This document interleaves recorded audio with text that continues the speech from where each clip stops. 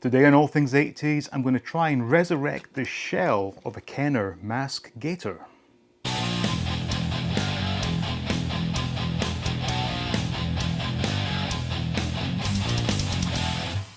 Welcome back to All Things 80s. Now, if you've been watching my recent videos, I'm sure you would have heard me say a number of times that I'm really enjoying collecting M.a.s.k again.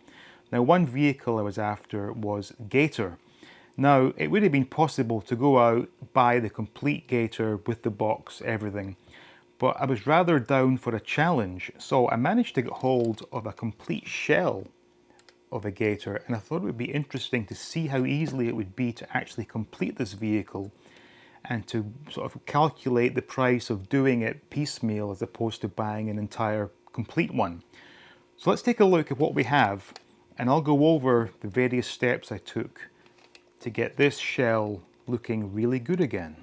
Right, so here we are with our Gator Jeep, which is just the shell of the Jeep. Now this one came, it was rather dirty, so I've given it a good clean. And I have to say, this is in first class condition. The chrome is perfect. Even the chrome on the wheels is good. The rubber, still got a nice sort of tack, not sticky, but like a tackiness. It's not dried out over time. The mechanism does work, and the spring is intact up the middle there. Only thing missing are the decals on the hood, but we can address that shortly. So the first thing I obtained for this Jeep was the roll bar, which doubles as the atom blaster. Very easy to get hold of this. I guess, as with most toys from back in the day, if anything could be removed, curious kids did remove them and they got separated, they got lost over time, but very easy to get hold of this, which I believe just clips on like so. Excellent. Now the next thing I did was my only mistake in this project. Obviously I needed Dusty Hayes and his backlash mask, and I went ahead and bought a sealed and baggy Dusty Hayes with the backlash mask. I think I paid something like $23 for this, which when you compare the price of a sealed baggy Kenner Star Wars figure, these mask things are absolute steal. Now I say a mistake because whilst this was perfect for my project, I did have to get the hydroplane that sits inside of the Gator Jeep. And when doing so, I got one that came with Dusty Hayes and his backlash mask. So this one is as good a condition as I could hope for. Slight paint rub on his butt, but nothing super major. So as a result, this is now surplus, so I'll need to sell this and hopefully recoup most of what I paid for it. Now, in addition to the hydroplane coming with Dusty Hayes, fortunately it did have the steering wheel / gun. Also has the depth charge launcher, which sometimes is missing because this can be unclipped fairly easily.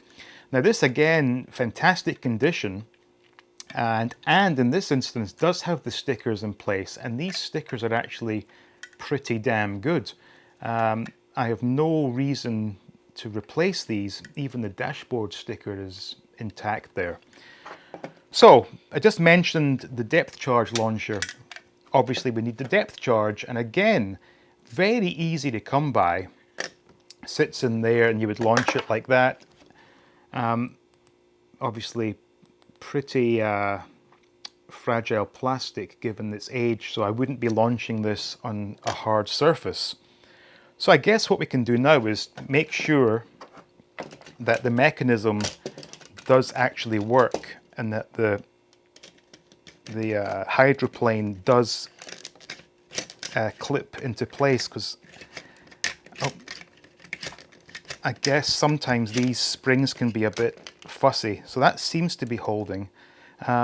Curious just to try a little test run. So let's see if I place it here, move my chair around, and yep, works an absolute treat. So this is a fully functional Gator, which is good.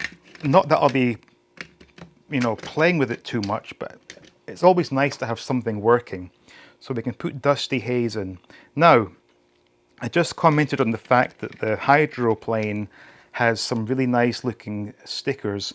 The Jeep, of course, is missing the hood decals. Now, once again, Zach Paris to the rescue. Ordered these from Australia.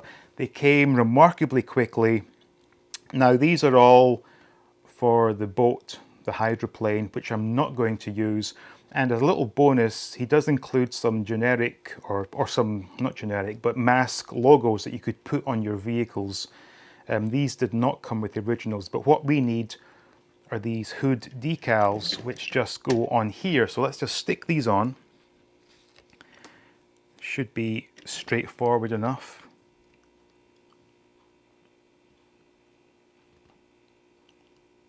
I think that's not too bad.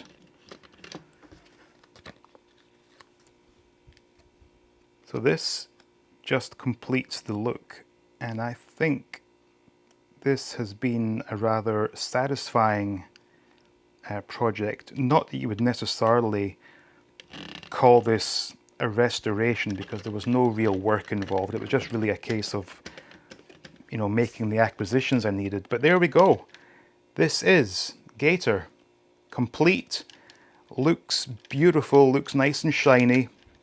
And I'm not going to divulge prices, but I will say that the price of doing this piece by piece was a huge amount less than it would have cost to buy a complete vehicle.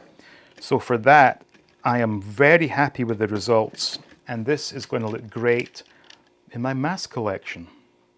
So I hope you enjoyed that quick little video there showing you how easy it is to actually assemble a complete M.a.s.k vehicle from the various parts. As mentioned previously, unlike other big franchises from the 80s, M.a.s.k is still readily available at a really good price. So thank you all for watching. Special thanks going out to the patrons. As always, I'm going to ask you to please like, please subscribe if you haven't already done so, and stay tuned for more videos from All Things 80s.